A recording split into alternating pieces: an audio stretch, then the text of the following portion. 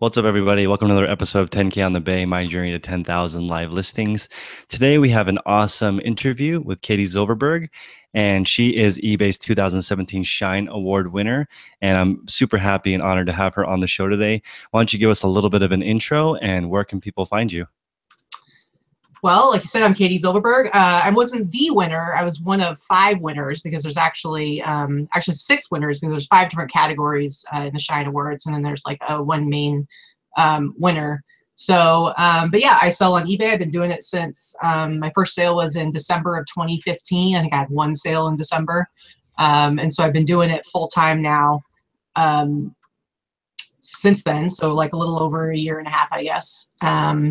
And I sell pretty much exclusively men's streetwear, a lot of vintage stuff. So, you know, right now the 90s vintage streetwear deal is booming. People are loving it. So that's kind of what my biggest focus is, but a lot of sportswear and streetwear type stuff. So, yeah, that's about it. As far as where people can find me, I guess, I mean, I'm on Instagram, I'm on YouTube. How active I am, that's a whole nother question. I am working on a project right now that's hopefully going to get things going on YouTube. And that more information about that will come out, and I think you have like a link to my YouTube channel, so hopefully if you guys want to check me out there and kind of stay tuned, there should be something coming up in the next month or so. Awesome. So guys, we do have a little bit of a theme today. We are working for a fundraiser. Can you just give a little bit of a introduction to that? And I have it in the link below, and we'll also put it on Instagram later to help raise some awareness for some disaster relief. Yeah, totally. So, well, first let me talk about the Shine Awards. So anybody that doesn't know what the Shine Awards are, it's this awesome program that eBay started. Last year was the first time, and so this is their second year. And basically it's just a way to recognize eBay sellers. I think, you know, in a business where we're all at home, a lot of us are working by ourselves. Some of us do have people working for us, but for the most part, it's kind of a lonely job. It's a great way to recognize sellers that are excelling. And so, you know, like 2,500 people applied for it. They narrowed it down to 15 finalists. So I was one of the 15 finalists. And then there were 5 different categories. I was in the Rising Star category. And then all of those 15 finalists got to go to Vegas for eBay Open in July. And then they had a winner for each category, and then they had one main winner. And so while we were there, we got to hang out with a lot of the other, you know, Shine people, and we also got to hang out with Shine winners from last year. And the big winner from last year was this woman, Wong, who runs an organization called Reflections of Trinity in Georgia. And it's a nonprofit. And so she has an eBay store where she sells stuff like kind of like from their thrift store, and it raises money for their program, which they do a lot of, you know, community work. And one of the biggest things they do is they have a food bank. And so they provide a lot of food for people in their service area. And so one night we were out to dinner in Vegas, and we're just like chatting it up with her, and she's telling us her story. And I was there with Denise Martell. She won for the global category, and her husband Patrick was there with us too. He's there to support his wife, but he heard Lori's story, and he was just like really moved by it. And she started talking about how they were in need of a refrigerated truck to be able to pick up perishable donations. And, you know, and so we were just learning about how they had, you know, opportunities for getting perishable donations, but they weren't able to pick them up. And so they were really needing to get one. And so Patrick, instead of just kind of letting the story go by as just an interesting thing to hear about over dinner, he decided that he really wanted to do something about it. And so, you know, he and Denise kind of developed this plan for basically bringing together Shine alums and having us work to raise money to help Lori to fund her truck. And then hopefully go even beyond that after this campaign and help other organizations in the future. But we started that. At this point, we've raised, I think, around $7,000. The truck has already actually been purchased with a loan using part of those funds, but we need to help bring in some more funding to help pay that off. And another thing that's been really amazing about this project is not only are we helping them within their service area, but they actually do a lot of disaster relief. So with everything going on with Harvey and now with Irma, it's just been, I guess I feel like we're really blessed that we got to be a part of helping people who are in need right now. And there's like this immediate need. And so we got the truck, we're already getting all these donations. Lori's been like filling up the truck and getting it ready to go wherever they need to go in Florida or wherever they get sent. And so it's going to have like an immediate impact on the people that right now are really in a lot of need. So we're just kind of looking for more people to jump on board and help us out with that. So that's my very long-winded story about kind of what we're doing. Sorry, I was on mute. Oh, that's right. eBay has a really, really cool community aspect. And I Mhm. think that that's something that really helps this platform specifically stand out. A lot of the eBay sellers, I did eBay 10 years ago and I didn't know any other resellers. But, recently I discovered the reselling community on Facebook and Mhm. Instagram, and it is huge Oh and yeah. very supportive. It's cool. Well, and I think I know you weren't able to go to eBay Open this year, but when I went, I've been to other conferences for, my background's in nonprofit work, so I've been to other kinds of conferences. This is the first time where I was like, it was one of the most amazing experiences I've ever had. The community aspect of it, like getting to hang out with all these different sellers. Everybody's really passionate about their businesses, but even more than that was getting to interact with all the eBay employees. Like all the execs were around, like we had complete access to them.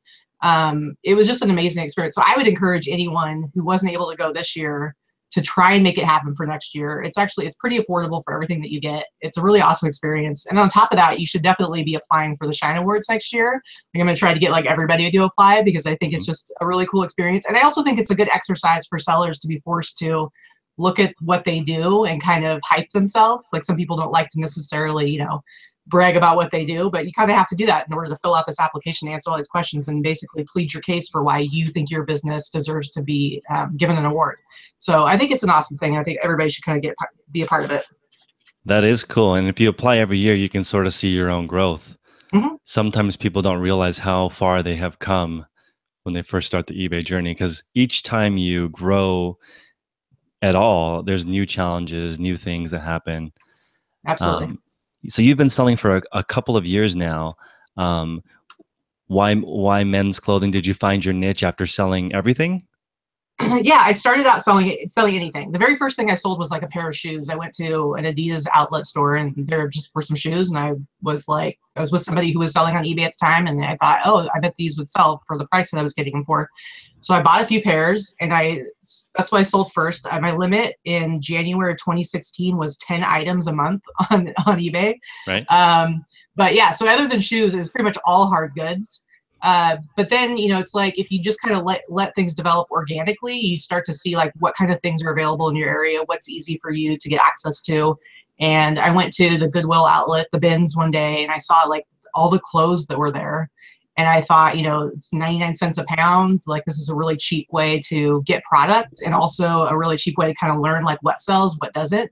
And so I kind of organically over just a couple of months transitioned to where I was only selling men's clothing. I just did men's clothing because it's like I don't really get very excited about sourcing women's clothing. So that's again, it's like it's kind of important to go after the stuff that you can at least be somewhat excited about, because that's what you're going to be doing all the time. And then just I started to learn the trends and what sold, and it just kind of naturally progressed into streetwear and vintage and like 90s stuff as I started to see like that's what's really popular and selling for quite a bit right now. So do you actually wear some of the stuff also? A little bit. I'd rather sell it though. Fair enough. I'd pretty much sell the pants off my body right now if somebody offered me enough.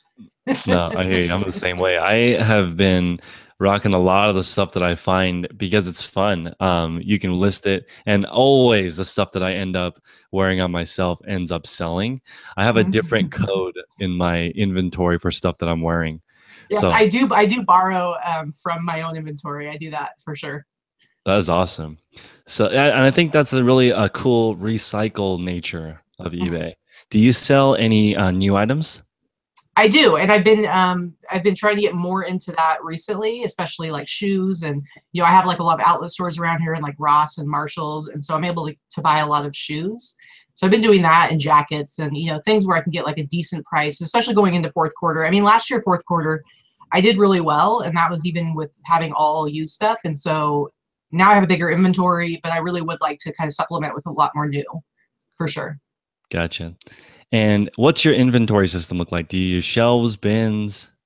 I use a combination of bins and like racks to hang stuff on. So like all of my jackets are hung up. I have like this double racking system that I built in my basement, and then everything else is in bins. Can you fit a jacket in a padded flat rate, or does it usually go? How do you do A it? lot of them, yeah, it just depends on what it is. I do a lot of padded flat rate and medium flat rate. But yeah, you'd be surprised what I can fit in one of those padded flat rate envelopes for sure. Have you ever made one? Today I folded over a padded flat rate so it was a little bit smaller. And it says on the package, or it says that you can't modify the package to make it bigger on the website, Yeah. but it doesn't say you can't modify the package to make it smaller. And I don't I, know if that's a thing. I think it can be, and I would try not to do that. I think it's one of those things where the majority of time it's probably going to find its way to wherever it needs to go anyway.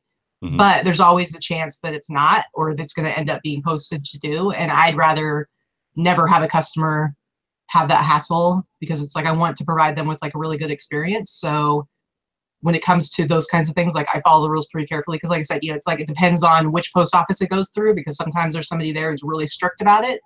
And then you're going to be in trouble and your customer's not going to be very happy. That's important to realize. Yeah, it was like a vintage stapler that was 5 pounds, but only like the size of a cell phone, very small. Yeah. So like it was super loose inside the padded flat rate, Or but just add more padding in it, like that some makes sense. You could have added paper and more stuff, padding. especially since it doesn't matter as far as like the weight goes. That makes sense. Yeah, that is cool. It is important to follow the rules, guys, for flat rate. I think I for a while my only negative feedback was that Mm-hmm. postage was due. And it sucks because for us it goes up to 16 ounces for um, a it goes up to 16 ounces for first class mail, but for regular postage it does not. Yeah. So I marked it at 12 ounces and it was 14 ounces. So the post office actually recognized it as a priority envelope. Yeah. So it didn't even bump it up a little bit, it bumped it up like twice as much. So customer wasn't happy. That was my only negative, but you learn. So Yeah. Well, supposedly, I don't know when it's going to roll out and how it's going to work with, like, if you buy your postage through eBay, but they're talking mhm, about a new program with the post office where, with their third party postage sellers like eBay and Stamps and PayPal, where it'll actually, instead of like charging your buyer for postage due, it'll actually charge your account, which I think would be great, which also means that if you overestimate your weight, like let's say you put in 13 ounces and it's actually 10 ounces, it's going to save you what, like 15 cents or whatever it would be. You'd mhm. actually get that money back. So I'm looking forward. I don't know all the details or when it's going to happen, but I think that'll be great for us, because if we do make a mistake, like you said, with like folding over that priority envelope, and somebody does say like, oh, we're going to have to charge you more for that, it would just come out of your account and it would still get delivered to your buyer and they wouldn't have that issue. So again, I don't know when that's going to happen, but I heard about it recently. Do you offer free shipping, and what's your shipping policy right now? I was all about free shipping when I first started. I was a big believer in it. And I still think that depending on it really depends on what you sell. If Mm, you are selling, let's say, ink, or, something where it's like people need a specific item for their printer and all they care about is getting the best price and maybe the fastest shipping, then you're going to be competitive with all these other people at a low profit margin, and you need to be able to somehow stand out. And so a buyer might look and see like, okay, this is free shipping or whatever they're looking at.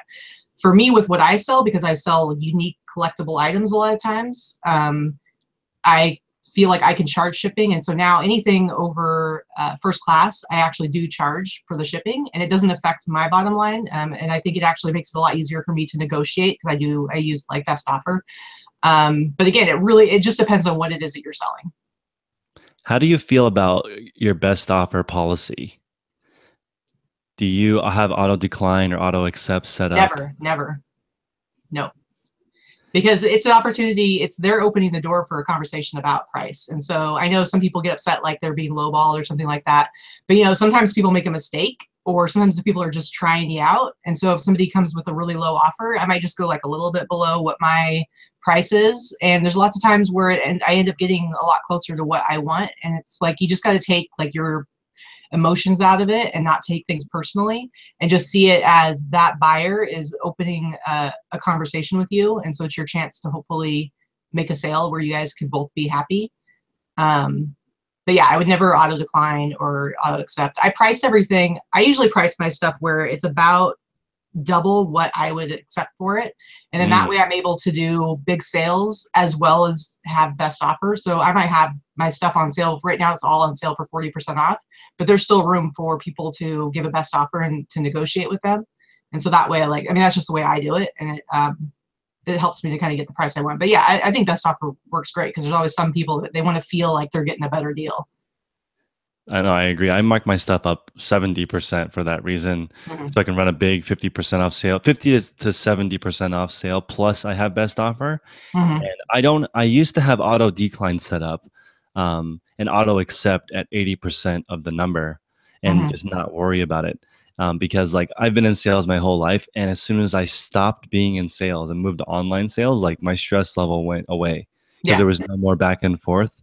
Right. Uh, but I do think on eBay, people like to negotiate. So I have removed auto decline, Hmm. but I left on auto accept.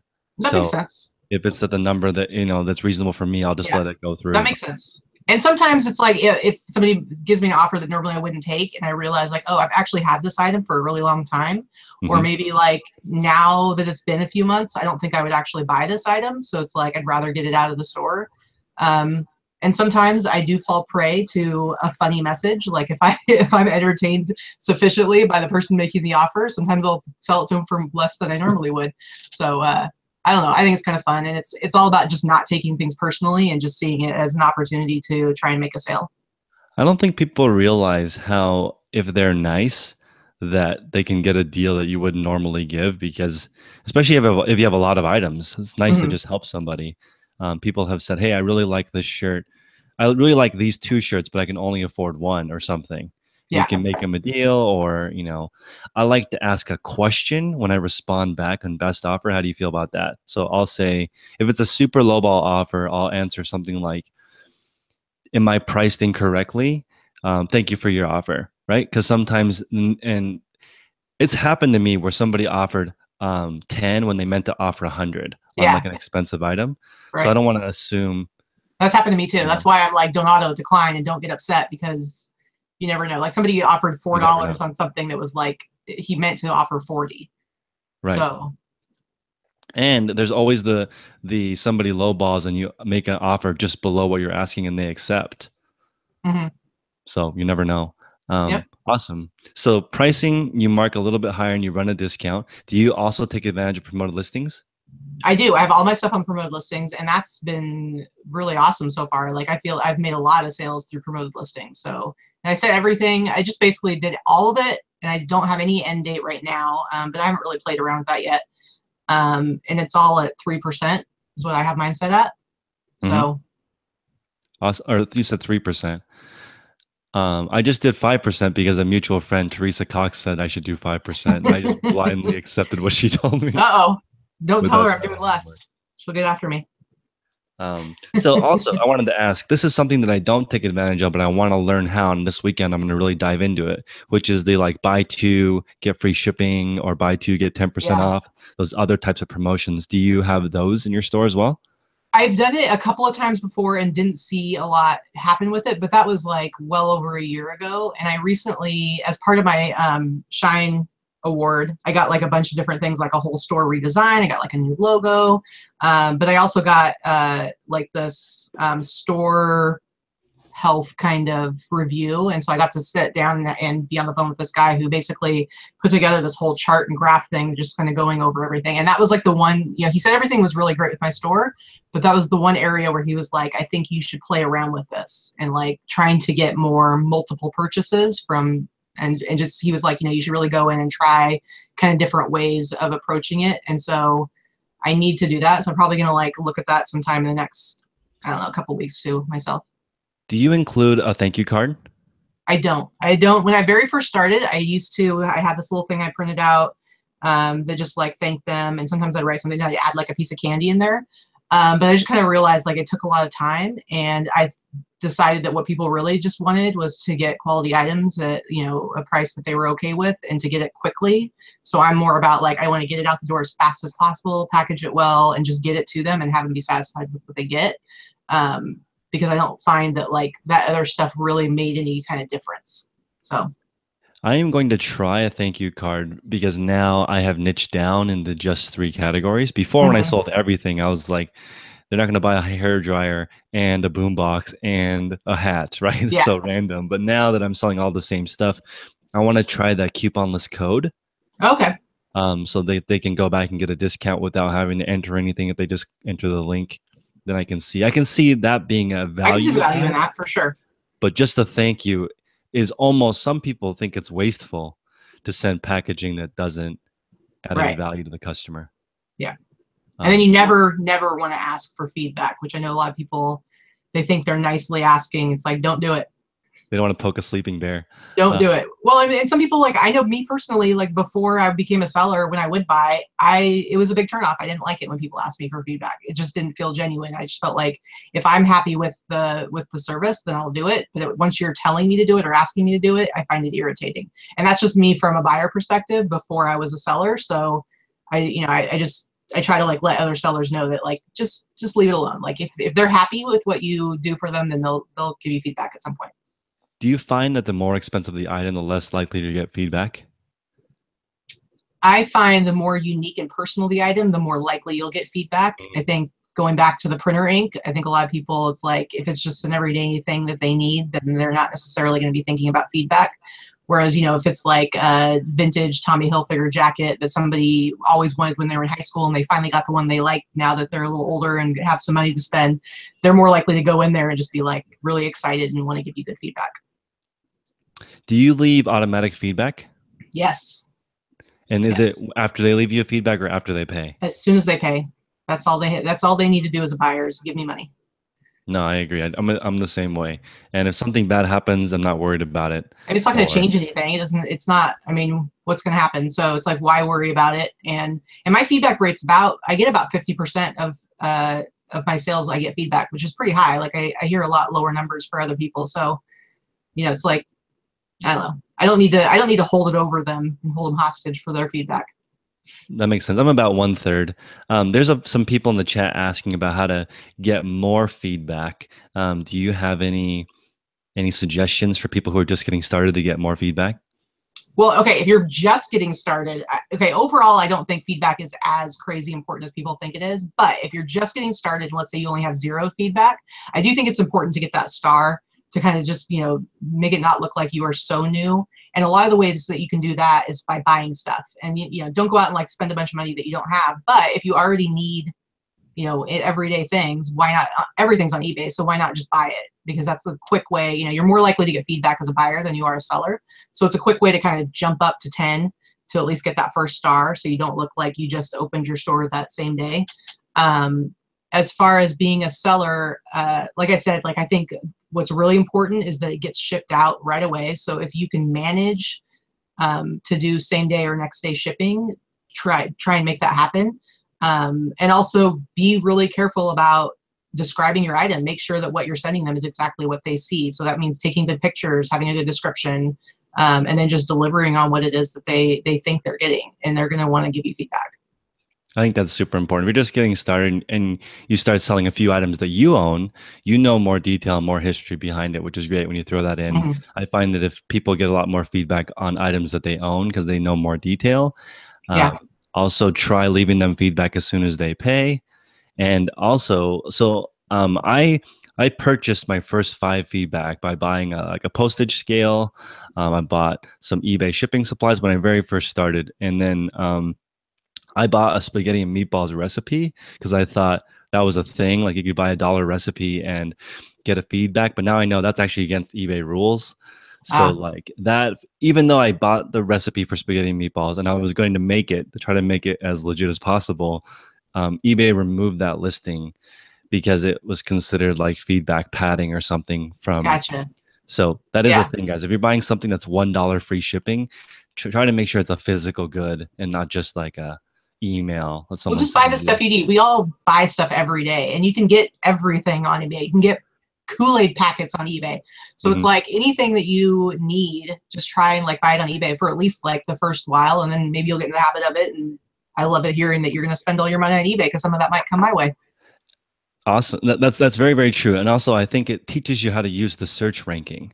If you're trying to buy something, I would I would enter in, let's say you want some special edition Oreos and you type it into the search bar, you'll see how different people sell, use their keywords, what order, what pictures stand out to you, and learn.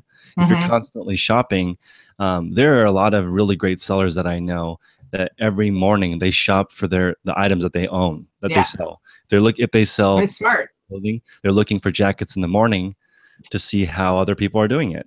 And just think about like what are the things that stand out to you that make you gravitate towards a certain listing over another one, whether it's like that main picture or the fact that they take returns, you know, because there's people who don't take returns, and I know there's a lot of buyers out there that won't even consider buying from someone who doesn't accept returns.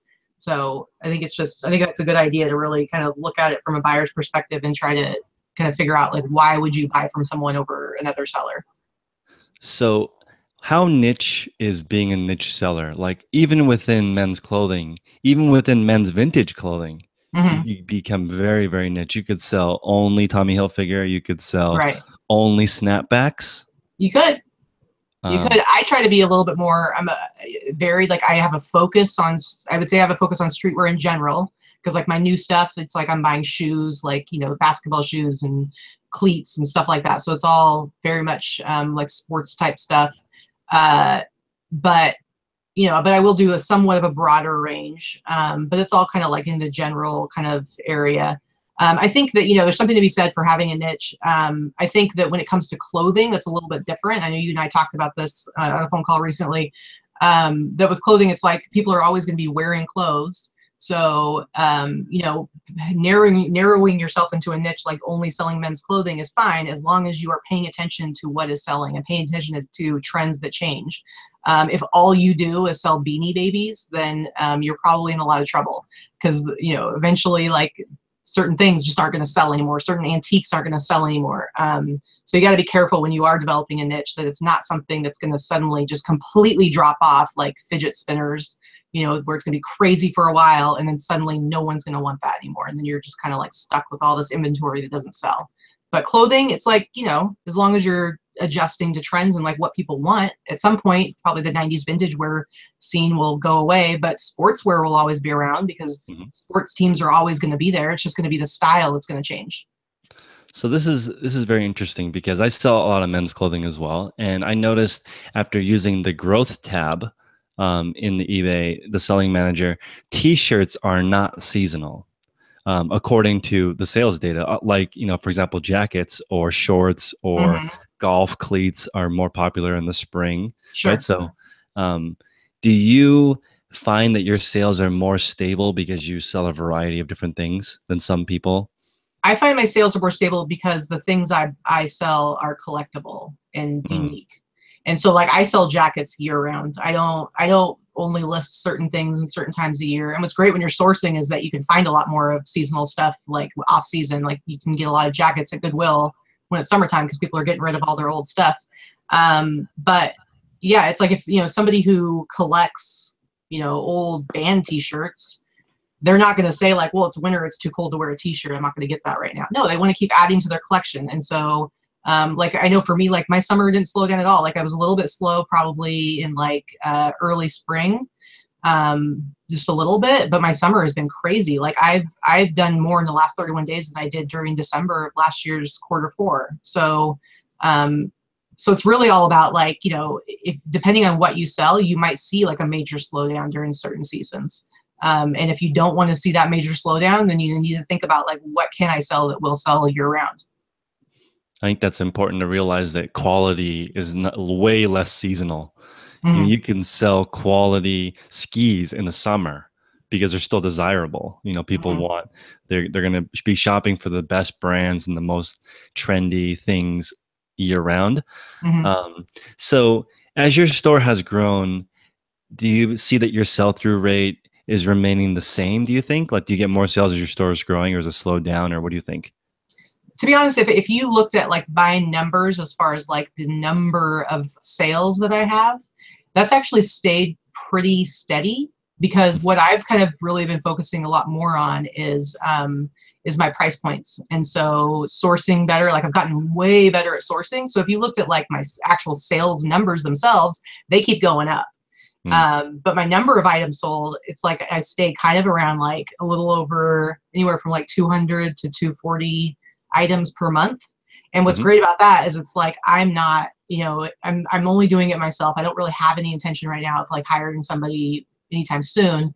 And so it's like I need to be able to manage like shipping all this stuff out every day. And so for me, it's like I'd rather find cooler stuff that's I can sell for a higher price point, and make more money that way. Rather, and that way, it's like I'm making more money, but I'm doing the same amount of work. If that makes sense. So So that's as you continue, are you getting better at sourcing? yes. I'm getting better at sourcing, but it's also it can take more time because it's like I'm a lot pickier. And so I am having to develop like new kind of avenues of sourcing, and not having everything be about me going to thrift stores, which is mostly what it is right now. But I am working on developing relationships with like wholesalers and stuff like that, because there are, especially in the, like the vintage streetwear game, there actually are like quite a few people out there who will go out and do all the sourcing and then sell it for a decent price at wholesale rates to somebody like me, where I'm going to like, mark it up to what it can, the kind of the top value that it can be sold at. But yeah, so it does take me a lot more time. I used to be able to go to the bins and walk out with a cart, 2 carts, 100 pounds of clothes. Now it's like, it's a crazy good day if I can leave with 20, but usually it's like maybe 10 pounds at the bins. So that's not my number one source anymore. Now I have like all these different thrift stores that I go to regularly. But it is, so I would say it's getting harder. I'm better at it, but it's getting harder at the same time. Do you have any friends that you share your route with? That I share my route with? No, but I do have an arch nemesis, as I call him. Like there's one guy in my area who looks for the same stuff. So whenever I see him show up, I'm like, I know that's a thing. It's a thing. You'll start to realize the people who sell the same gear as you. yeah. And I've seen some crazy competition out there with people doing stuff. They'll hide things they know other people like. Oh, yeah. Have you ever found someone's stash that they're like saving for 50%? No, that'd be awesome though. I found it. I've found in and now I check all the luggages for this very reason. Especially if it's not a sale day, I look through all the luggage. Yeah. And once in a while I'll find all gems that someone's hiding for the 50% off sale. And here's the thing, like I will say to other sellers, do not do that. Because what you're doing is you're building very negative relationships with the people who work in those stores. And then in the long run, that's going to hurt you a lot more. Because they know what's going on. They see you come in, they see you grab stuff, they see it like get put in weird spots, and especially if you do it regularly. And I found that by building really good relationships with the people who work in the thrift stores that I go to, I do a lot better. Like I've gotten lots of really great deals. Like a lot of times they're willing to negotiate, or they'll give you a heads up. I'll get a text that they just got in like a ton of, I don't know, some really cool thing, like a bunch of stuff from Adidas or something like that. And so it's like, I'll get those kinds of heads up. But they wouldn't do that for me if I was one of the jerks that was like going and like hiding stuff and like, it's obnoxious for them. So I would say like, you can be competitive without being selfish, without being self-serving in that way. Like you can build relationships with other sellers. You can build relationships with the people who work in the stores, and you can be supportive of each other. And I think that you're going to do better than if all you're doing is looking at how to better your own position. Have you ever asked the manager, what else do you have in the back? Yes, for sure. I regularly do that, and it's awesome because it's not picked through. Yep. And I always ask, like, if they have like a lot of a particular thing, I will always ask for a better deal. And usually they'll give it to me because I'm ready to spend money and I'm there every week. And so they'd rather move the stuff out. So you really should always be asking, because if you don't ask, you're not going to get anything. But that has to go along with being conscientious. Leave a row in better shape than when you found it, because people go through it like a hurricane and like just leave stuff everywhere. And so I just believe in treating everybody well, and it's going to come back to you in a lot of different ways. That's so important, that you need to develop an existing relationship. Like in my opinion, you should buy something before you ask them. Don't especially if you've never been there, don't say, what else do you have in the back? Like, you have established no reputation. But if you just bought a cart full of things and then you ask, absolutely, like, okay, this person's already bought something. Yep. Let me help them out. They've already helped the store. Yeah. So here in the Bay Area, it seems to be completely dominated by Goodwill. There's a lot of Goodwills here. And I don't know if you've heard this, but in this area, some of the managers have been telling me that they want to do about 2,000 a day in sales, which is insane to me, but that's amazing because they get their inventory for free, right? But when you go in there, I have had better luck if it's slow than if it's busy. So that's just a trend I've noticed. If I'm one of the only people in the store, that I'm more likely to get a deal that day. And I think it is important Because for them. they just want money coming in. They want the money coming in. I mean, I do the same thing. If it's like midday and I feel like I haven't really had that many sales and somebody makes an offer on something, I might accept an offer that's a little bit lower because I'm just like, I just want things to get rolling. And it's like, I feel like, okay, I made a sale. So that makes sense. Like even in a store, if they want to get their numbers up. Can I ask how many items are in your store?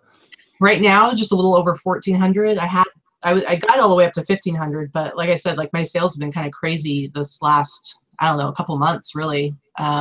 So whereas I used to always be listing more than I was selling, that's kind of slowed down a little bit because I just haven't been able to keep up as well. And I've just been having a lot of other stuff that I've been working on at the same time. So I want to get up to at least 1,500 by the time, like by this next month. Awesome. So we talked about this a little bit before the call, but can we talk about your eBay schedule? Yes. So I do think, when you work for yourself, it's really easy to get caught in this trap of, I have all this time, I'm super flexible, I get to do anything I want, it's great. And that's like the best part of working for yourself, right? I think it's actually like the worst part of working for yourself because people get caught up in that idea and then they end up the things that they don't like doing, like listing or taking pictures. They're like, I can just do that tomorrow. I'm going to go out and do some more sourcing. And that's how people end up with like these huge death piles and stuff like that. And so for me, I learned pretty early on that I really just needed to have a set schedule.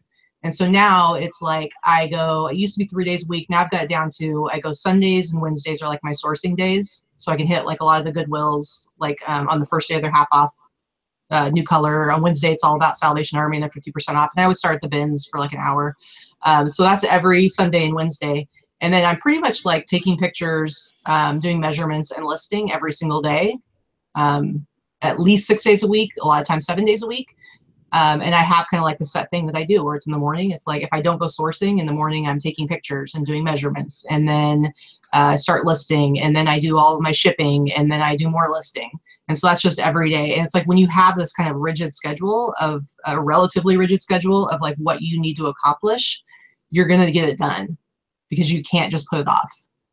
So I do think that's like super important that people make themselves stick to a schedule. And I think it also helps because it's like a lot of times when you work for yourself, other people don't quite understand and they want you to like, let's go out for lunch. Let's go do this. Let's go to the beach. And they kind of think like, oh, because you have this flexibility, you should be able to do that whenever you want. But it's like, if you have like a set idea of like how you want to work, I think it's easier to tell them, hey, I really have to do this. This is my job. I got to stick to it. And it just makes you more accountable to yourself. I agree. I have rigid no work schedule also. So like I'm not allowed to work certain times of the week. And if without that, there would be nothing to look forward to. And I think that's true. When you get a nice habit going of looking forward to something and like not bringing your phone, it's fantastic because it's like the bane.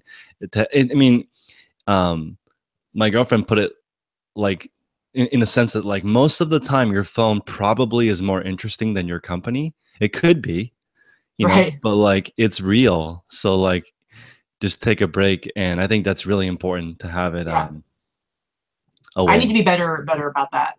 I get really excited about the weekends because I don't have to ship. And then that means I can work more. Right. It's terrible. So do you ship in the morning? Do you ship at night, midday? When do you do it? Right now I ship in the afternoon. I'm probably going to start doing it more in the morning, but I've liked to do it in the afternoon just because I'm able to do more same day shipping. And I do really like being able to get people's stuff out the same day. I think it's great if somebody orders something at 2 o'clock, it's already out and shipped that afternoon. But then I also run into the problem where if anything comes up, if there's any issues or, anything even outside of work that I need to deal with, it's like, I don't have any more flexibility because I have to get this shipping done. So I think I'm probably going to shift more to doing it either in the morning or midday, but I haven't quite gotten there yet. So right now I usually am working on it in the afternoon. I want to ship at night. Yeah. Like the night before. The night before and then not have to worry about it during the day. But I don't do that. I just ship throughout the day when I need a break. Do you have a daily pickup? No, I actually take mine to the post office, but I'm in a really small town and the post office is very, very close. And I have a good relationship with the people that work there. So it's like I can just walk in. They give me these big, huge bags. So I fill up this huge bag in my Santa sack and I toss it on the counter and I hand them the scan sheet. And there can be like a line of 10 people, but I just put the scan sheet on the counter and I know that they're going to scan it for me. So it takes me like a minute to get it done. So yeah, I don't right now because it's like I don't really want to have my stuff sitting on the porch. And I have dogs, so it's like I don't want the mailman to knock on the door because then it's like chaos. So I had 10 packages stolen off of my porch. See, I couldn't. It'd be terrible. And so there was a guy following the UPS truck, and every time the UPS driver would deliver a package, he would go up to someone's doorstep and take the package. Mm-hmm. And he also got my my USPS shipment that day, and I put it out at 3 for a 4 p.m. pickup. It was like amazing that he lucked into getting it, and he was caught. A neighborhood person saw him, and since post office trucks only make right turns or whatever, there was a police officer waiting for him, and he got caught, and my packages were saved. That's amazing. But I think that's a lesson to sellers to believe their buyers, or at least give their buyers the benefit of the doubt if they say they didn't receive something, even though it says delivered. And that's another thing where it's like, take your emotion out of the game, because there's a very good chance that got stolen. And if you were that buyer and you ordered something and paid for it and then you never got it, you'd probably be pretty bummed about it. And there's a way for us as sellers to deal with a situation like that with eBay, where we're not out the money and hopefully the buyer gets taken care of as well. So it's just best to not kind of go down that road of thinking that they might be lying to you, and just assume the best and take care of them. Yeah, I think you should treat everyone like the 98%, not the 2%. Absolutely.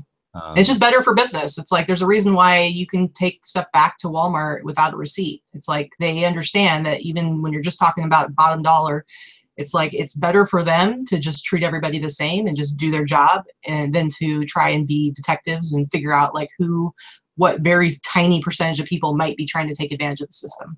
Absolutely. So, I think it's very, very important, guys, to not focus on the exceptions of the rule at all. Like for me, I'm accepting returns as soon as they come in, almost for any reason. Mine's on auto. I have auto accept. The only time it's not auto accepted is if it's an international, but that's just because that's the way it's set up. But yeah, if anybody for any reason opens a return, it automatically accepts it. So I'm not going to worry about it. Yeah, and it's if you focus your energy on listing 2 more items, you just made your money back anyway. So don't worry about it. Your time is worth more money, and on top of that, it's about stress, like what you were saying about, like, you know, having this stress of like dealing with issues. It's like once you start to go down that road where you are questioning things and you're trying to figure it out, and you're trying to, you know, making calls to eBay and like, you know, jamming up their phone lines. It's like you can deal with it all yourself, and you're going to lose all that stress if you just treat everybody the same and assume everybody's on the up and up. And then the very, very few times that maybe something is going wrong, it doesn't matter, because you've made way more money, you make way more sales, everything is going to be so much better, and you're just going to be stress free. Do you charge a restocking fee? Never. Gotcha. Never. So my whole philosophy is, I say, like, remove all obstacles. So make it as easy as possible for somebody to buy from you. And that includes like having, you know, returns and not charging a restocking fee. It's like all those things that could turn somebody off and make them not want to make a purchase from you. It's like, get rid of that stuff. Because basically all you're doing is you're trying to solve a problem that doesn't exist, because you're thinking like, if I just have these free returns and I don't charge a restocking fee, like all these people are going to be coming and returning stuff and it's going to cost me all this money. It's like, no, that's not true. Your returns still stay pretty low. My returns are like anywhere between 2 and 3%, which I think is pretty good for clothing. And again, you are not turning away those potential buyers who see your policies and think to themselves, this is too much hassle. I'm going to get charged if I don't like this, if it doesn't fit me. And so you're gonna bring in more sales than you are gonna like somehow encourage these like pretend people that are out there trying to get you. What's your return limit? How many days? It says 30. I need to change it to 60. I don't really care. I'd make it 180. I mean, it doesn't really matter. They have studies, they've done, I mean, there's reasons they do this. They have studies that show that the longer the return policy is open, the less likely somebody will return. And I know for me, there's been things I didn't want that I wanted to return, and I put it off and I put it off and I put it off, and then I never do it. And so that's like, you got to think about the psychology of the buyer. And if you have, let's say, a 14-day return policy, then people are going to be like, immediately they're unhappy with the item, and they're going to immediately take care of it and send it back to you. So you give them 90 days, 60 days, 30 days, whatever. It's like, it's just more time for them to forget about it. And then they become attached to the item, and then they just don't bother.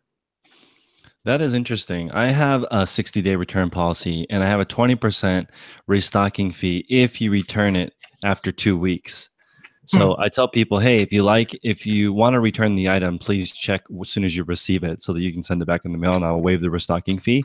But again, that's another complication. I agree with you. If you have it, people have complicated blurbs like, don't bid on my item if you don't like cats, right? They have all this long thing that people don't care about. But if you try to make it as easy as possible, see, and what you're doing is you're giving them a sense of urgency to return it to you, and you don't want to do that. You want them to feel relaxed and good that they've got all the time in the world to return that item, and then they'll most likely just not do it. That's a great point, especially since we both sell men's clothing and guys return less stuff in my experience. Yep.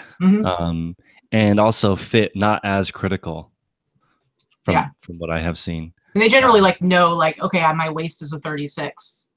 It's like, they don't usually have as many fitting issues as women do, and they're not as picky. And so, yeah, I agree. I'll get questions on when I do sell women's clothing, like, is it this brand size 8 or that brand size 8? Right. And I'm like, I don't know. What's the measurement of that? So I know for some reason they have different companies have their own sizing thing, which I think is crazy. But yeah, so yeah, and then do you have any tips for people who are sourcing, let's say, men's clothing? Do you have, let's say, 2 tips for people that want to look for men's? That want to or vintage, just in your categories? What do you think? Well, again, don't be scared of the seasonal stuff. No matter what time of year, it's been really hot here, like in the hundreds here for a while now. And I still immediately, when I go into any store, the first place I go is jackets, and the second place is sweatshirts. And so, and that's because those are things that are more desirable and sell for higher price points. And it doesn't matter, what time of year it is. I would also say, you are doing yourself a disservice if you're not doing international shipping, and especially if you're not doing your own international shipping, because I know for the stuff that I sell quite a bit internationally, and I don't use the global shipping program. I do all my own shipping. And I know, again, removing all obstacles, you want everybody to be able to buy from you. And there are a lot of people overseas who collect menswear. And so, and a lot of the higher price point stuff, I've sold shoes that I got at Ross for $20. I sell them for $80, and then they're paying $50 just to get it shipped to Israel. So it's they're willing to spend the money that people here in the US won't necessarily spend. So yeah, I would say whether it's menswear or anything else, it really is just about making it as easy as possible for somebody to buy from you, and then giving them the very best buyer experience that you can possibly provide. Guys, I think that's a really, really good tip, to start with the highest average sale price item when on your route. You may only have a certain amount of time. So for me, I do the same thing. Coats, jackets, blazers are going to be first because they sell for the most money, then sweaters, then shirts, then t-shirts. And actually before shirts and t-shirts, I go to shoes. So I'm trying to go the highest possible item first, then go down. And I think that's very important, because sometimes you only have a certain amount of time to thrift. So you want to pick up the highest priced item you can. Sure. So here's a question. A lot faster too. Okay, yeah, go ahead. Yeah. Do you use a mannequin or a hanger? I have one of those half mannequins that's on a hanger, so kind of both. I actually am not a big fan of it, just because it tends to swing. I have it kind of sort of against the wall, so it can't oscillate too much, but it works. It looks good. I need to get a standing mannequin. I think that will help a lot, but for what it is, I don't really like the way hangers look. I know some people, some look better than others, but personally I think it looks better on some sort of form. So we've got some really great questions. The next one is from Leslie. Do you take returns from overseas, and do you have the same return policy? I have the same return policy. Now with overseas ones, I'm going to be more picky about I mean, I'm going to think about like how much is it going to cost me, like depending on the reason for the return. If it's for fit, then sure, I'll take the return because they're going to pay for the return shipping. If there's an issue with it, I'm going to be more likely to be like, you know, how about I just give you a partial refund? Or, you know, I'm going to try to resolve it in a way where I don't have to pay to have it returned, because you got to think about like how much money do you want to sink into this item before you're just losing money. So there's been times where I've just offered, I don't think I've ever actually had an international return, because I've always resolved it with like a partial refund when I've had to do that. A couple of times, it's only happened a couple of times, but I've never had one full international return. It's always been a partial. yeah. Do you ship direct or do you use the global shipping program? Yeah, I ship direct. I don't use the global shipping program. For a lot of countries, it's more expensive, and especially like Canada, it's a lot more expensive. Because a lot of times they just charge, you know, customs fees, and I don't know exactly how it works in Canada, but I know that for certain things under a certain amount, they won't even bother charging them custom fees. And so with the global shipping program, it's like they're automatically getting charged this fee that they wouldn't necessarily have to pay. So it really does add to their cost. So I think you can keep your costs down for your buyers. And you also have more control with the global shipping program. You're shipping it to another place within the US. A lot of times they're repackaging it. So you kind of lose that control over the quality of the item. I know for a lot of people, they worry about, you know, somehow they're going to lose money. They feel like there's a lot more risk to international orders. And I think overall, it's really not anything different than shipping it domestically. And again, you end up making a lot more money, and you have the option of like putting insurance on if you want. For the most part, I don't insure my international orders. The only time I might is if it's a really high price point and I know it's going to a country where they don't have delivery confirmation, because there are some countries that have delivery confirmation and some that don't. So occasionally I'll spend a couple bucks on insurance, but overall I feel like, again, the more you just make it easy for people to buy from you, those increased sales will more than make up for the very rare occasion where you might have an issue that you might lose 50 bucks or however much, you know. Do you block any countries? I do not. I have the same policy. I ship direct. Global shipping program takes longer and it costs more, so I just bypass that, and not worried about it. I'll ship it direct. I'm sure I've had some interesting stories, but again, not worth spending any energy on. Right. Tanya asks, are you concerned about people wearing your item and then returning it, like renting? No, I don't think that's, I mean, I don't sell women's gowns, so maybe that's, maybe there's certain things where that might happen. But again, it's like you're worrying about something that you don't even know if it's going to happen or not. And so, you know, I hear people talking about, well, the solution is you get these tags and you put them on the clothing and you tell them that they can't return it unless the tag is still attached. And I'm like, again, you are purchasing these tags, you're taking the time to put them on there, you're putting it into your policy, then you're having to enforce it. And it's like all of this is because of this mythical thing that may or may not ever happen. And it's like you are wasting your time. List a few more items and forget about putting a tag on there. Forget about like people trying to take advantage of you, because by and large, 99% of people are not trying to do that. I sold a $180 pair of shoes that a guy wore for 6 months, then returned it back to me. He asked if I would buy them back for 30 bucks. So I said, sure. And then he sent it back. And so it was like, that's going to happen, you know, and he was even honest and said that he wore it. And it was months after the return policy had expired. Right. So you can do, and you know, it's just, you can assume the best in people. I've had, I think because I have such a positive attitude, I've even had an item returned that was higher value than the one I sent. So he returned, I sold a razor that I bought at Marshall's for 59, and they returned one that was 99. They're like, this guy's really nice, I'm going to do him a favor. I'm going to upgrade him. Upgraded. So yeah, you never know. I think if you assume the best, it's going to be good. So we're going to take 2 more questions, guys, and be respectful of Katy's time. Let's see. What size bins do you use? I use the 27, was it 27 gallon or whatever it is, 27. So it's like a decent size, not huge, because I have to be able to like lift them, and you know, and depending on what's inside them, they can get really heavy. So yeah, so I use 27 gallon, and then I just stack them up, and then I divide it. Like I have all t-shirts in one set of bins, and like all sweaters in another, all polo shirts in another. So it's like I kind of have to separate it out like that. I use the ones, I don't know how many quarts they are, but they're 16 by 12 by 24, and they weigh 30 pounds when they have everything in them. Hmm. So like it's still pretty heavy. Any bigger, and I have a couple of large ones I use for shoes, and those have wheels. I can't even really lift those. Very Yeah, heavy. yeah. Be careful, guys. This is why I think as I'm trying to hire people, shipping is going to be the last thing I hire for, because if one of these bins falls on somebody, that's the end of my business. So, You might want to have some insurance. yeah, you better have some insurance. But I feel like dropping a 30-pound bin on your head, that's the end. Yeah, and people just like, don't lift things in the best way, so they could like probably hurt their back or who knows what. Who knows what? It's dangerous. And I guess it's important, guys, to realize everyone.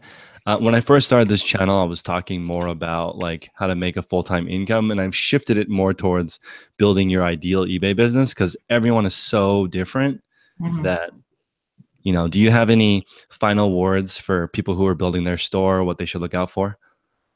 I think that having a positive attitude is really key. Seeing the best in people, uh, making your decisions based on growth and not on fear. So I think fear-based decisions are what hurt you. Hmm. eBay has best practices and policies for a reason, and if you follow those, they want to work with you. They're our partner. They're not, out to get us. They're not out to hurt us. They want us to make money as much as we want to make money. So I think just taking everything from a very positive perspective, and then also always be improving. Like I think, I'm doing well, but I'm always looking for ways to be better. And so, it's like, don't ever think that you have it all figured out, because you don't. And if you're not happy with how your sales are going, look internally to the things that you have under your control that you can change to do better, because it's really easy for people to assume that there's something going on with eBay or there's something going on with somebody else that's causing their sales to get stagnant. And the problem with that is that you don't have control over any of that. But what you do have control over is how good your pictures are, how your return policy is set up, how you're sourcing. There's a million things that you could be doing differently that could affect your bottom line. And if you're not paying attention to that and you'd rather pay attention to external factors, then you're really going to hurt yourself. So I'd say that is probably, as far as that goes. I do want to like touch on the fundraiser thing again before we get out of here. But Definitely. so if you want me to go ahead and do that now. Go for it. So I know Chris has like a bunch of links in the description of this video. So there's more information if you guys want to learn more about what it is that we're doing. There's a really cool article that was on the eBay for Business blog that kind of talks about like what it is we're doing, what we're raising money for. If you've been paying attention to what's been going on with Hurricane Harvey and now Irma coming up, and maybe you've been like looking for a way to help and to contribute, it'd be really awesome if you took part in this campaign and helped us to help Lori fund the rest of this truck. Even if all you have is $5, then that's going to make a huge difference. If you don't even have $5, but you have a Facebook page, if you could go ahead and share it there, or you're on Twitter or Instagram, whatever.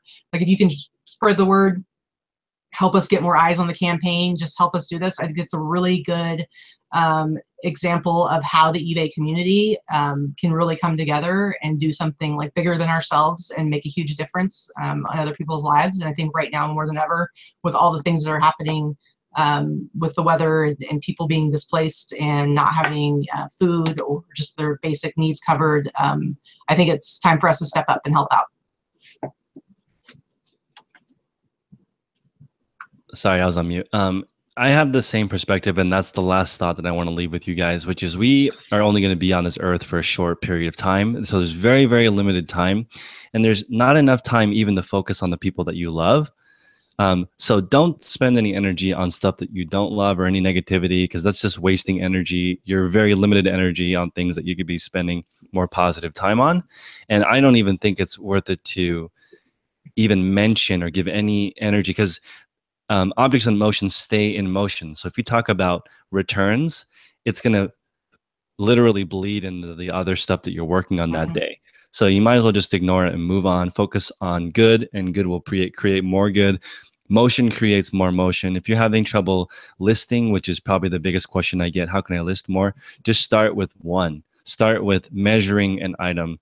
And, if you're start with one push-up, if you're trying to get in shape, all that stuff works, because once you're already on the ground doing one push-up, you might as well do two.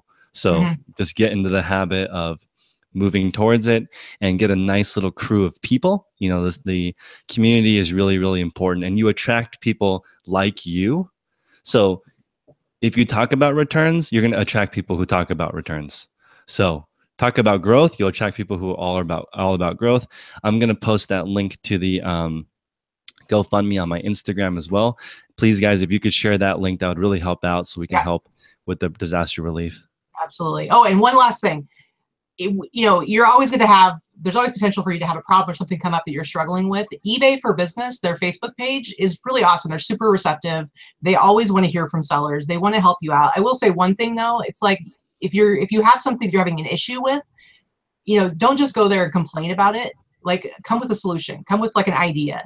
If you're like, you know, this certain way that eBay is doing things is something, you know, it's not working for me, I feel like it's hurting my business, then, you know, I think if you go there and you can message them, you can post something, you know, post a comment, but always have like a way that you think maybe there can be an improvement made. Because if all you're doing is complaining about it, then it's not really helpful. But they want to hear our ideas. And a lot of times when they hear our ideas, they actually do something with those ideas because they want to improve things just as much as we do. But I would say take full advantage of that Facebook page because they're super receptive and they're always there to help, and they answer messages really quickly. I know I've had a couple of issues and they were right there to help me out. And I think a lot of times it's better than calling. So yeah, so take full advantage of that Facebook page.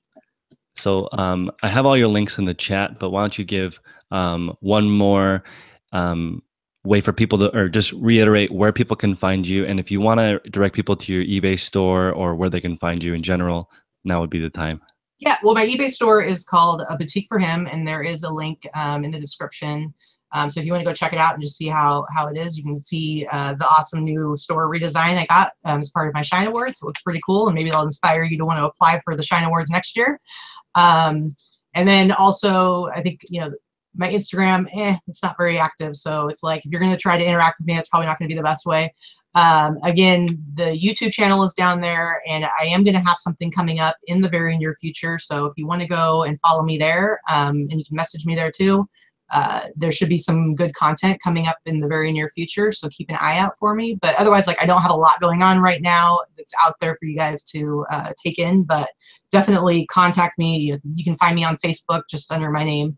I always am happy to like answer questions if you message me. Like, I love helping people out. It's like a big part of what I get kind of my overall satisfaction out of, is like just helping other people. So please do not be afraid to get in touch with me if you need help with something. Last thought, guys, before we sign off. You make a living by I forgot the quote, but something about you make a living by what you want or what you get, and then you make a life by what you give. So make a life by giving out to other people.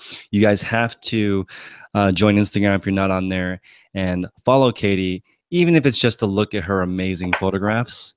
So everyone, please do that. And if you have any questions, reach out to me at 10konthebay@gmail.com. Everyone have a great night. Thanks for stopping by. Thanks for having me.